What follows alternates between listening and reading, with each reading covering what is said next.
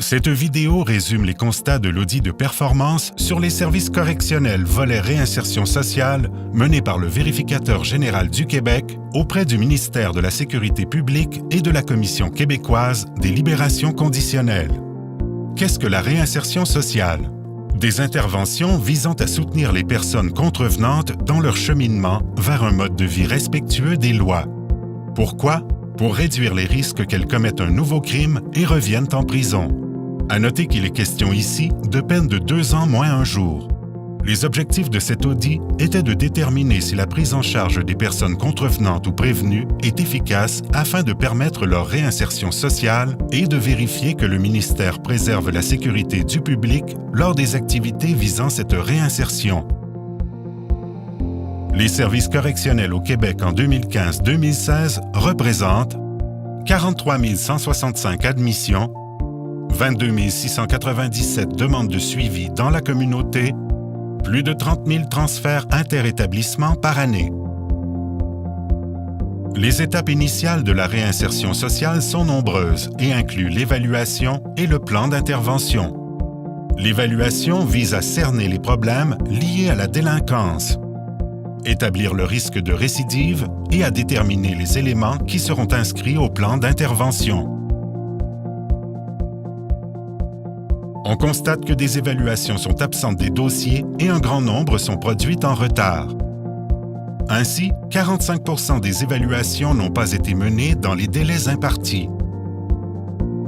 De plus, la réalisation de plusieurs évaluations et de certains plans d'intervention manque de rigueur. Certaines évaluations sont incomplètes, ne tiennent pas compte de toute l'information, sont incohérentes par rapport aux autres informations au dossier. Certains plans d'intervention ne traitent pas les problèmes relevés ou ne proposent aucun programme de réinsertion.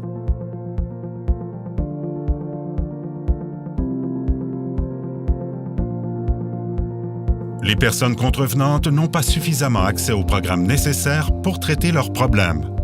De plus, le ministère n'effectue pas d'évaluation des programmes. Il ne sait donc pas dans quelle mesure ces programmes contribuent à la réinsertion sociale.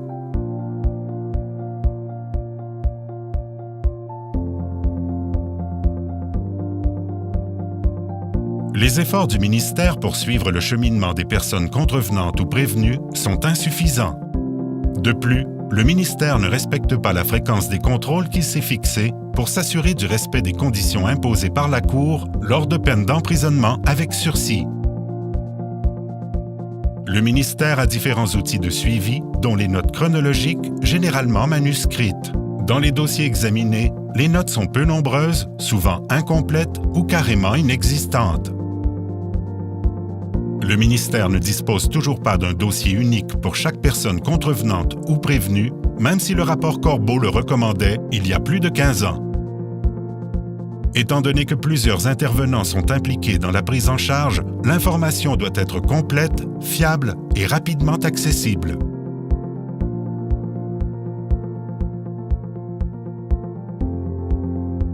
Le ministère a tardé à analyser les données sur la récidive des personnes qu'il prend en charge. Il ne connaît donc pas encore le résultat de ses efforts de réinsertion sociale. Malgré les actions entreprises par la Commission, le taux de report d'audience pour l'obtention d'une libération conditionnelle est en stagnation et il risque de prolonger la période d'incarcération de certains contrevenants. En conclusion, malgré le rapport du vérificateur général publié en 1997, le rapport Corbeau de 2001, l'adoption d'une nouvelle loi en 2002 et le plan d'action gouvernemental 2010-2013, plusieurs lacunes persistent quant au processus de réinsertion sociale. Ainsi, le ministère n'assure toujours pas le meilleur cheminement et risque de freiner la réinsertion sociale. De plus, les résultats des interventions ne sont pas mesurés. Pour de plus amples renseignements, consultez le rapport entier au www.vgq.qc.ca.